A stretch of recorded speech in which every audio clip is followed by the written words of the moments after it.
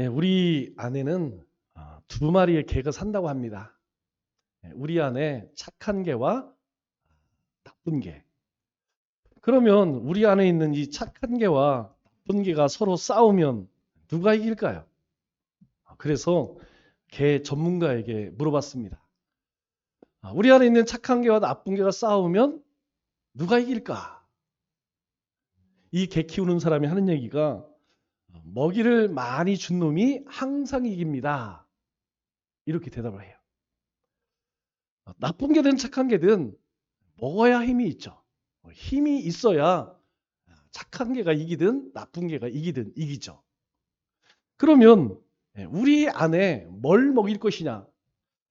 우리 안에 내가 사랑과 칭찬과 격려를 많이 먹이면 착한 개가 이깁니다. 대신에 저주와 미움과 원망을 많이 먹이면 나쁜 개가 이기는 것이죠.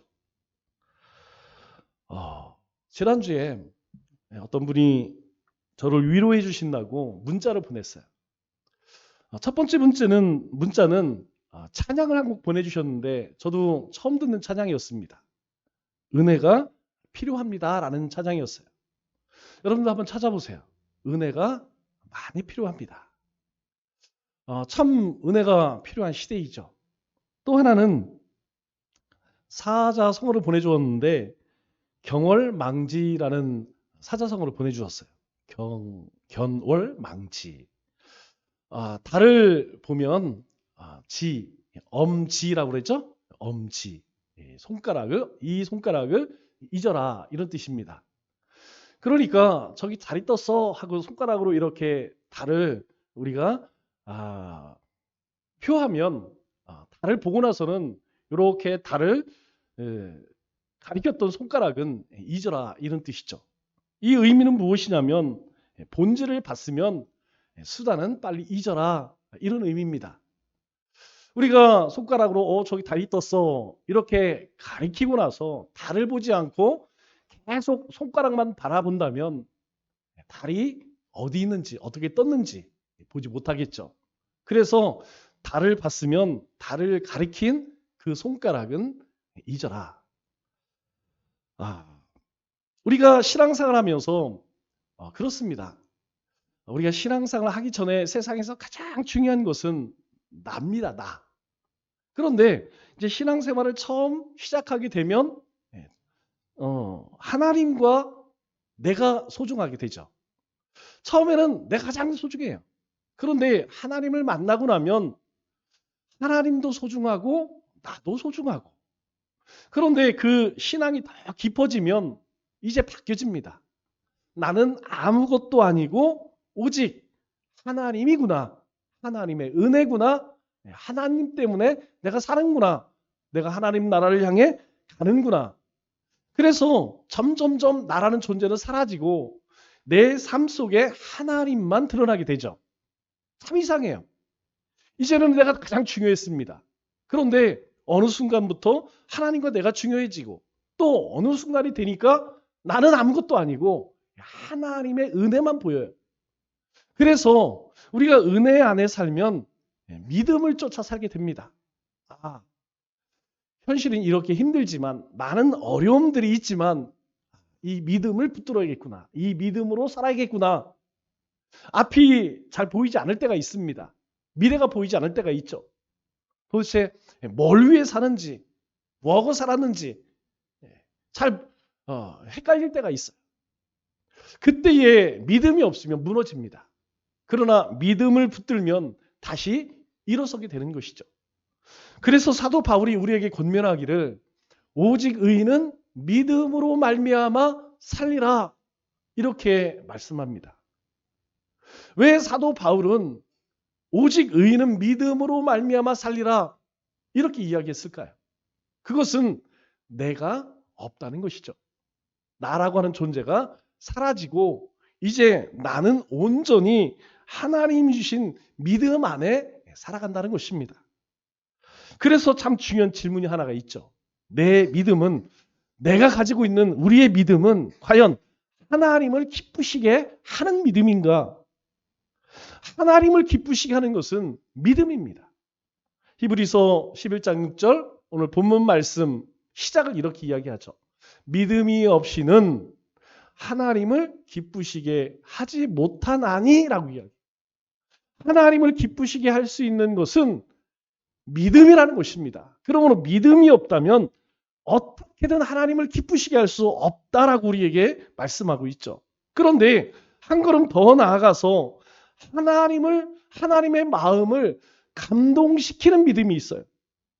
그리스도인들을 가리켜서 사람들은 믿음의 사람들 이렇게 이야기를 합니다. 우리가 기왕에 이 믿음을 가지고 있다면 하나님께서 감동하실 만한 믿음을 가지고 산다면 이것이 훨씬 더 복된 삶일 것입니다. 그렇다면 어떻게 그런 믿음을 가질 수 있을까요? 오늘 6절 말씀을 보면 하나님을 감동시키는 믿음은 하나님만을 유일한 신으로 고백하는 믿음이라는 것이죠. 먼저 이렇게 이야기합니다. 하나님께 나아가는 자는 반드시 그가 계신 것과 이렇게 이야기해요. 이 이야기는 하나님이 계시다는 거예요? 안 계시다는 거예요? 하나님이 계시다는 것이죠. 하나님은 항상 계셨습니다. 하나님은 우리의 곁을 떠나지 않는다는 것이죠. 그 하나님을 우리는 살아계신 하나님이라고 이야기해요. 죽은 하나님이 아니라 살아계시다. 산 하나님께서 우리와 함께 계시다는 것이죠. 그래서 이스라엘 백성들에게 계명을 주실 때에 그 첫 번째 계명이 무엇입니까? 우리 출애굽기 20장 3절 이하의 말씀을 보니까 하나님께서 하나님의 백성들에게 주신 첫 번째 계명이 무엇이냐? 너는 나 외에 다른 신을 내게 두지 말라. 그러면서 두 번째 계명으로 어떤 것도 형상을 만들어서 그것을 우상으로 섬기지 말고 그것에게 절하지 말고 그것을 절대 섬겨서는 안 된다라고 말씀하셨습니다. 하나님은 하나님만이 유일한 신이라고 말하고 있어요. 오직 하나님만이 참 신이고 살아있는 하나님이라고 말씀합니다. 그래서 신명기 6장 4절 5절 말씀을 보면 하나님을 향해서 마음을 다하고 뜻을 다하고 힘을 다해서 오직 하나님 한 분만을 섬기라 이렇게 말하고 있습니다. 오직 하나님, 그 하나님만 섬겨라. 여러분 한번 생각해 보세요. 아버지가 계신데 다른 사람을 아버지라고 부른다면 그 아버지의 마음은 어떨까요? 만일 남편이 있는 여인이 다른 남자에게 당신도 나의 남편입니다. 그런다고 하면 여러분 그 남편의 마음은 어떨까요? 여러분 이건 있을 수 없는 일이죠. 하나님과 우리의 관계도 마찬가지라는 것입니다. 오직 하나님만이 우리의 신이요, 우리의 아버지요, 그리고 나의 주님이시라는 것입니다. 그런데 오늘날 많은 그리스도인들이 하나님을 예배하면서도 다른 것들도 함께 예배한다는 거예요. 즉 하나님을 사랑한다고 고백하면서 그 마음 속에는 세상의 다른 것들도 두고 있다는 것이죠. 하나님은 이러한 모습을 견디지 못하십니다. 그래서 이스라엘 백성들을 향해서 출애굽기 34장에 이렇게 이야기를 하죠. 너는 다른 신에게 절하지 말라. 내 마음에 다른 신을 두지 말라 이 얘기예요. 왜 그럴까요? 여호와는 질투라 이름하는 질투의 하나님이심이라. 하나님께서 질투하신다는 거예요. 우리가 우리의 마음에 하나님이 아닌 다른 어떤 것을 품게 되면 사랑하게 되면 그것을 쫓아가면 하나님은 그것을 참을 수 없다는 거예요. 견딜 수 없다는 것입니다. 하나님은 이기적인 시기심이 아닌 자기 백성을 향한 불같은 사랑과 열심을 가지고 있다는 거예요. 하나님은 인간의 창조주로서 사랑하시기에 다른 우상을 우리가 섬기는 것, 그것을 참지 못한다는 것입니다. 이것은 인간이 오직 하나님 안에서만 진정한 행복을 누리도록 관계 회복하시는 그 하나님의 거룩한 열망이라는 것이죠. 만일 우리가 사랑하는 것, 그것을 사랑해서 우리가 행복할 수 있다면 하나님이 이런 말씀 하지 않았을 겁니다. 우리가 자녀를 사랑하고 물질을 사랑하고 세상의 성공을 사랑하고 만일 그렇게 다른 것도 사랑해서 하나님과의 관계가 잘 유지될 수 있다면 하나님께서 이런 말씀하지 않았겠죠. 그런데 우리의 마음 가운데에 다른 것이 들어오는 순간 하나님을 버리게 됩니다. 이것은 우리 성경 모든 역사를 통해서 우리가 보게 되는 것이죠. 다니엘 3장에 보면 바벨론으로 끌려간 세 명의 청년이 나옵니다. 우리가 잘 알고 있는 사드락, 메삭, 아벳느고죠. 이 세 사람은 이 바벨론 왕실 관직까지 오르는 놀라운 성공을 이루죠. 이방인입니다. 그런데 왕이 신뢰하고 높은 관직을 얻게 돼요. 그러니 얼마나 많은 사람들이 시기하고 질투하겠습니까? 그런데 이 세 사람을 시기하고 질투했던 사람들이 가만히 보니까 이 세 사람이 하나님만 섬기는 거예요. 잘됐다. 저들을 궁지로 몰자. 그래서 느부갓네살 왕에게 건의를 하죠. 왕의 신상을 만들고 절하십시오. 모든 사람들이 절하게 하십시오. 왕이 가만히 들어보니까 참 좋은 것 같아요. 그런데 하나님을 섬기지 않는 사람은 아무 문제가 되지 않겠지만 오직 하나님만 섬기는 이 사드락, 메삭, 아벳느고에는 큰 시련입니다.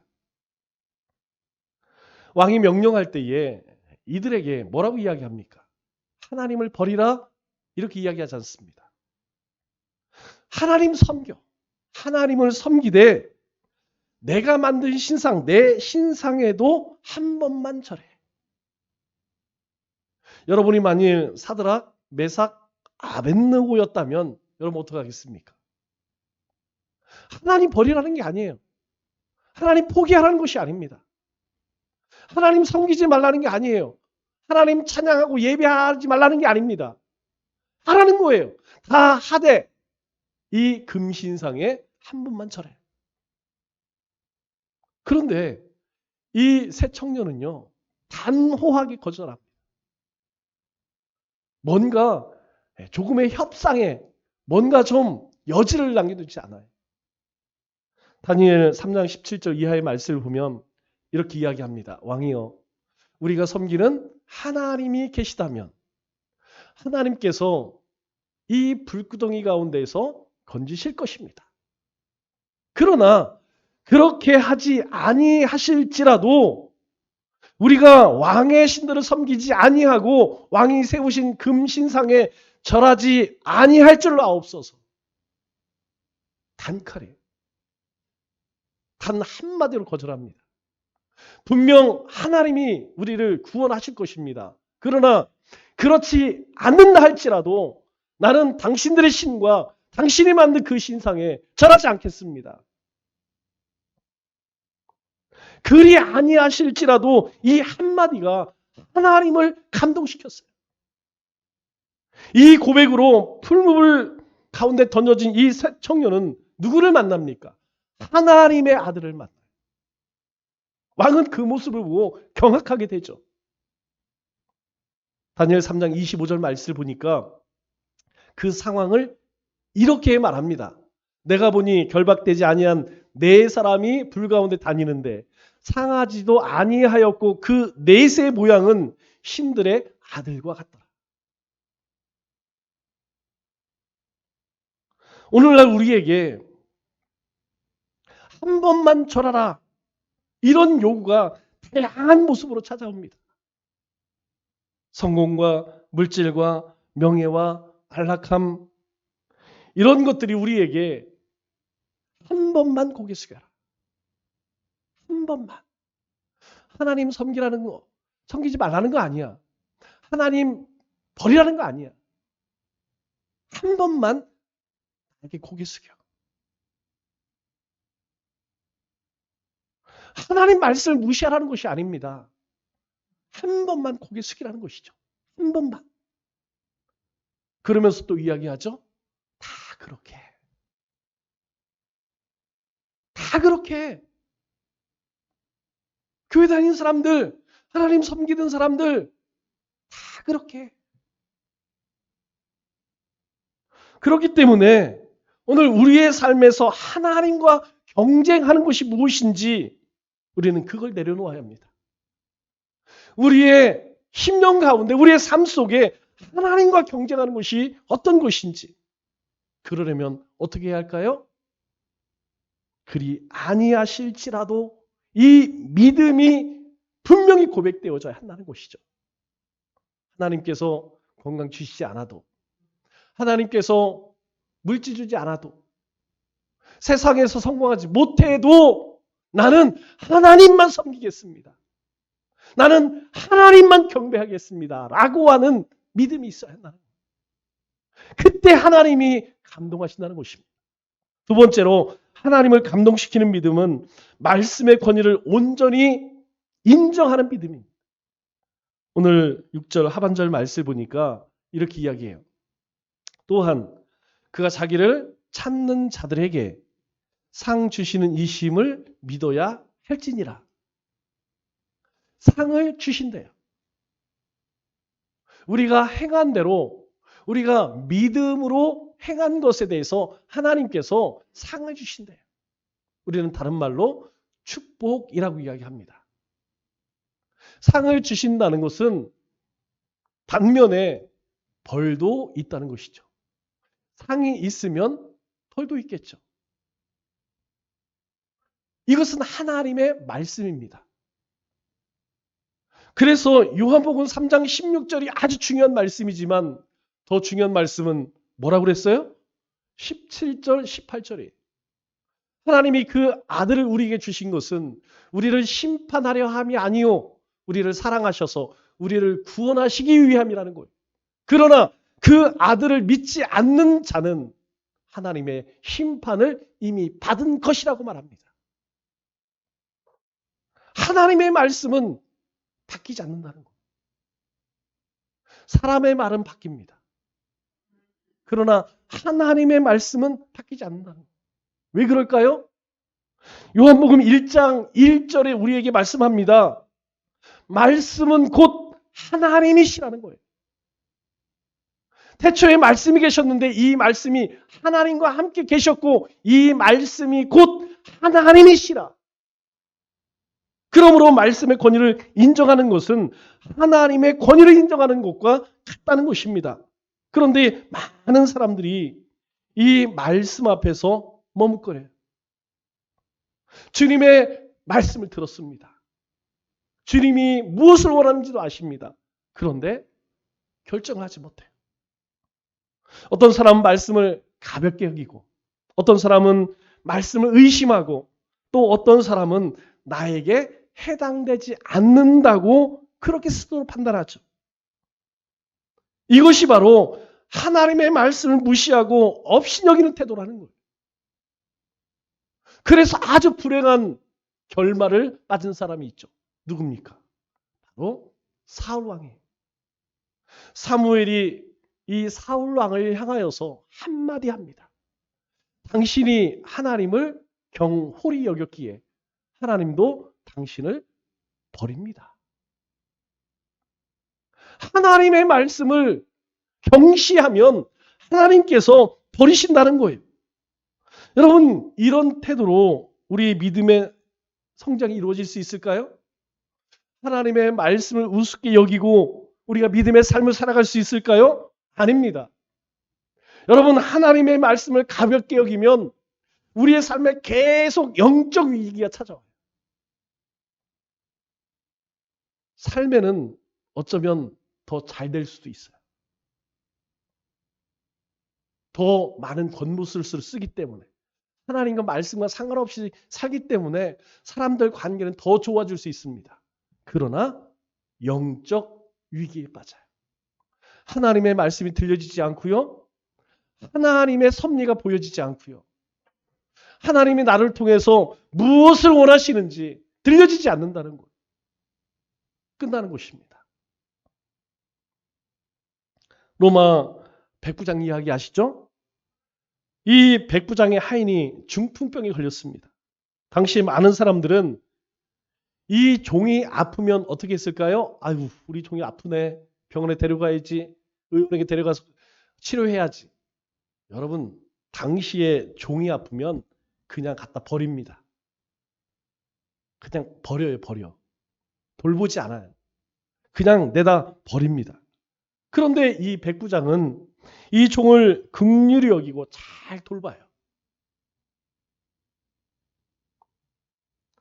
여러분, 이 마음만으로도 이 백부장은 충분히 아름다운 사람이었습니다. 그런데 예수님을 만났을 때 이 백부장은 더 놀라운 고백을 해요. 우리 마태복음 8장 8절에 뭐라고 고백합니까? 주여, 내 집에 들어오심을 나는 감당하지 못하겠사오니 다만 말씀만 하옵소서. 말씀만 하옵소서. 그러면 제 종이 낫겠나이다. 말씀만 하시면. 이 이야기를 들은 예수님께서 깜짝 놀라셨어요. 왜 그랬을까요? 이스라엘 중에서도 이만한 믿음을 본 적이 없어요. 예수님은 이 주님의 말씀의 권위를 인정하는 믿음에 감동하셨던 것이죠. 여러분은 성경을 읽을 때 여러분 어떤 자세로 읽습니까? 또 하나님의 말씀을 들을 때 어떤 태도로 들으십니까? 아, 이것이 오늘 하나님께서 나에게 주시는 말씀이구나. 여러분 이 마음으로 받습니까? 아니면 또 그 소리네. 이렇게 들으십니까? 종종 그런 분들도 있다고 그래요. 오늘은 목사님이 까시네. 여러분 하나님의 말씀을 가볍게 여기지 마세요. 하나님의 말씀을 의심하지 마십시오. 감사함으로 받으세요. 오늘 지금 이 순간 나에게 주시는 하나님의 말씀이라고 그렇게 확신하시기 바랍니다. 그리고 소망하고 그리고 꿈을 품으세요. 말씀을 아멘으로 받는 그 사람에게 하나님은 감동하신다는 거예요. 마지막으로 하나님을 감동시키는 믿음은 말씀을 듣고 행동으로 옮기는 믿음입니다. 믿음이 행동으로 이어지지 않으면 그 믿음을 성경은 뭐라고 이야기해요? 우리 야고보서 2장 26절에 우리에게 분명하게 말씀합니다. 행동으로 옮겨지지 않는 영혼 없는 몸이 죽은 것 같이 행함이 없는 믿음은 그 자체로서 죽은 것이다 라고 우리에게 말씀하고 있어요. 말씀을 듣고 머리로만 동의하는 것, 마음속으로만 옳다고 여기는 것은 온전한 믿음이 아니라는 것입니다. 베드로는 갈릴리 호수에 아주 노련한 어부였습니다. 밤새도록 수고했지만 아무것도 잡지 못한 실패의 밤이었어요. 그때 예수님께서 말씀하세요. 깊은 데로 가서 그물을 내려라. 이것은 어부들에게 상식적으로는 이해가 되지 않는 말씀이에요.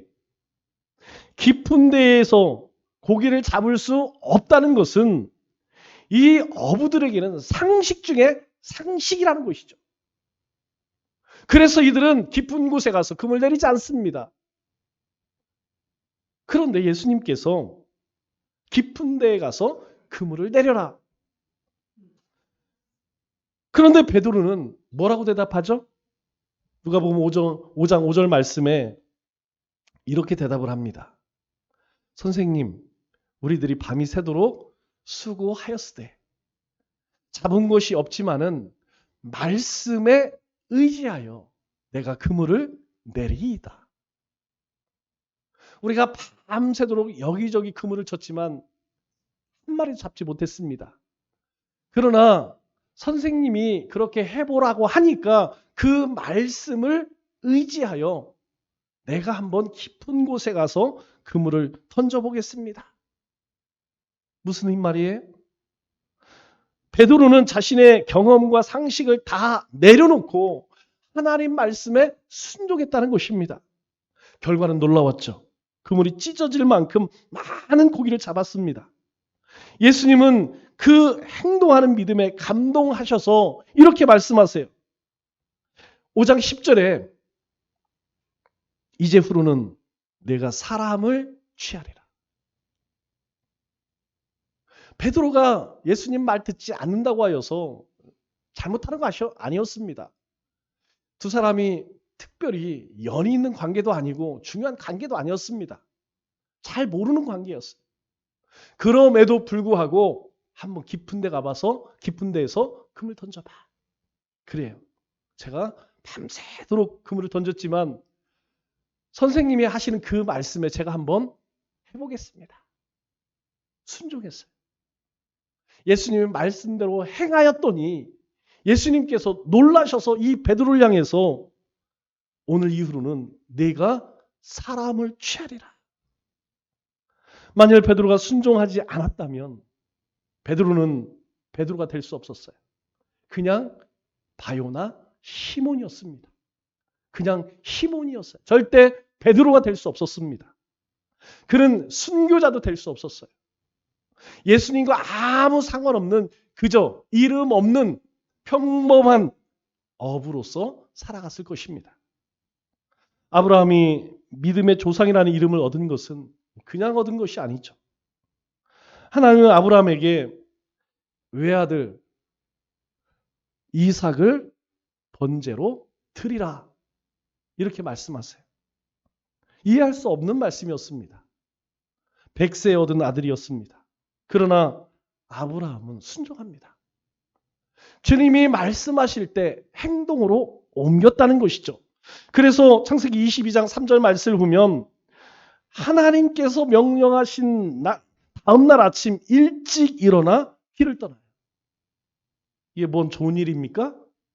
즐거운 일인가요? 아들을 번제로 드려야 합니다. 번제는 뭐죠? 각을 떠서 제단 위에 올려놓고 불로 태우는 걸 번제라고 해요. 그래서 하나님께 제사를 드릴 때 양이든 염소를 가져가면 가장 첫 번째 자기의 죄를 그 짐승 위에 전가를 시킵니다. 제가 이런 죄를 졌고요. 이런 죄를 졌습니다. 그러면 나 대신 그 제물을 잡아요. 각을 뜹니다. 그리고 번제단 위에 놓고 태워요. 아들을 번제로 드리는 거예요. 그런데 아브라함이 아침에 일찍 일어나 그 아들 이삭을 데리고 일러주신 곳으로 가더니 신나는 일입니까? 좋은 일입니까?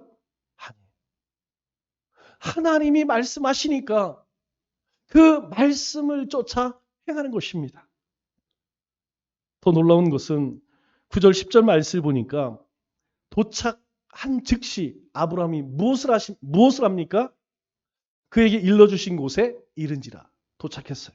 이 아브라함이 그곳에 제단을 쌓고 나무를 버려놓고 그의 아들 이삭을 결박하여 제단 위에 놓고 손을 내밀어 칼을 잡고 그 아들을 잡으려 하니 그는 아침 일찍 즉시 떠납니다. 도착하는 즉시 하나님께 이삭을 제물로 드리려고 해요. 지체하지 않았다는 것이죠.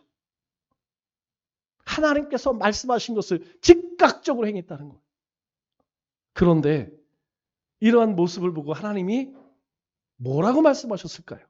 12절 말씀 보니까 이렇게 이야기합니다. 그 아이에게 손대지 말라. 그에게 아무 일도 하지 말라. 내가 내 아들 독자까지도 내게 아끼지 아니하였으니 내가 이제야 내가 하나님을 경외하는 줄을 아노라. 내가 이전에도 나를 사랑하는 거 내가 알았지만 너의 인생에서 정말 소중한 그 이삭을 나에게 번제로 드릴 정도 그 모습을 보고 내가 정말로 하나님을 경외하는 줄을 내가 이제 알았다.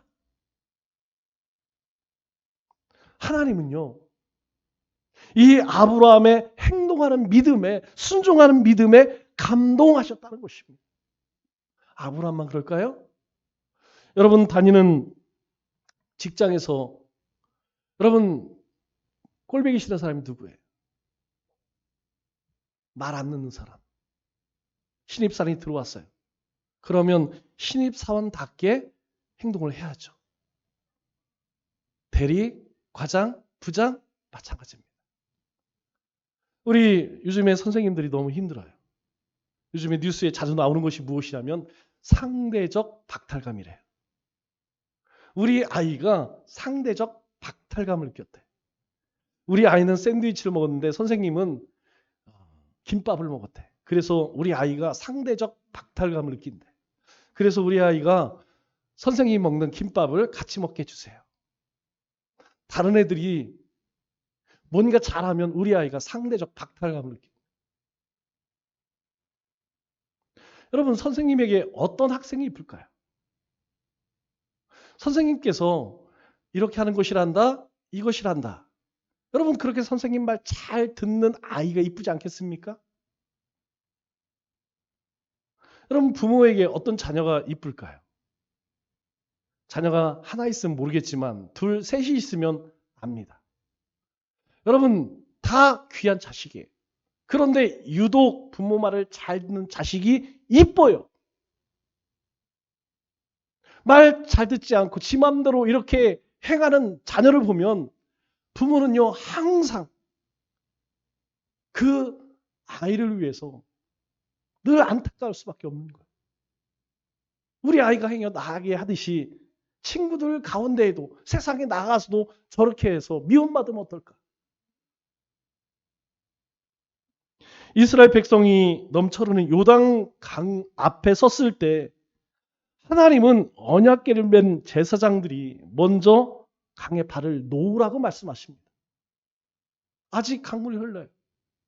그런데 제사장들에게 언약궤를 메고 이 요단강으로 들어가라 이렇게 말씀하세요. 강물이 멈추면 그때 들어가라 이렇게 말씀하지 않습니다. 발을 들여 놓아야만 너희가 언약궤를 메고 이 요단강에 들어갈 때 그때 이 강을 건널 것이다 이렇게 말씀하세요. 하나님은 나는 하나님 전능하신 하나님을 믿습니다. 여러분 이 고백에 감동하신 것이 아닙니다. 여기까지 40년 인도하신 그 하나님을 사랑합니다.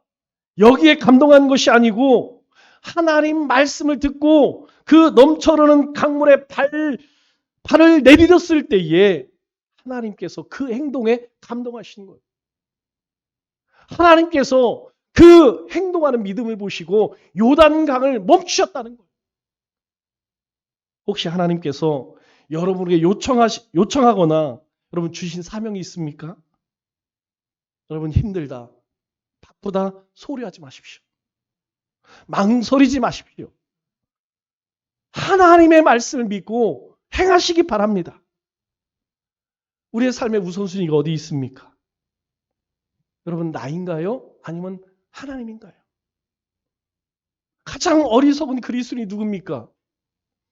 바쁘고 급한 것 쫓아다니는 그리스도인이 어리석은 자예요. 중요한 것을 쫓아야 한다는 것이죠. 우리에게 중요한 것이 무엇입니까? 하나님이에요. 하나님 말씀입니다. 그 하나님의 말씀을 믿고 행동할 때 하나님이 감동하신다는 것이죠. 말씀을 맺겠습니다. 하나님을 감동시키는 삶을 사시기 바랍니다. 지금 이 시대는 종교 다원주의 그리고 물질 만능주의 시대예요. 이런 세상 속에서 오직 하나님만이 창조주시오. 하나님만이 구원자이시오. 역사의 주관자이심을 분명히 하시기 바랍니다. 또한 성경이 하나님의 유일하고 살아있는 말씀임을 인정하고 하나님 말씀이 들려졌을 때에 여러분 앞뒤 재지 말고 즉시 행동으로 옮기세요. 그러면 하나님은 그런 사람에게 감동하십니다. 이 한 주도 하나님만 섬기고 하나님 말씀만 의지하고 그리고 하나님께 순종하는 그래서 살아계신 하나님을 감동시키는 우리 믿음의 권속들 다 되시기를 주님의 이름으로 축원합니다.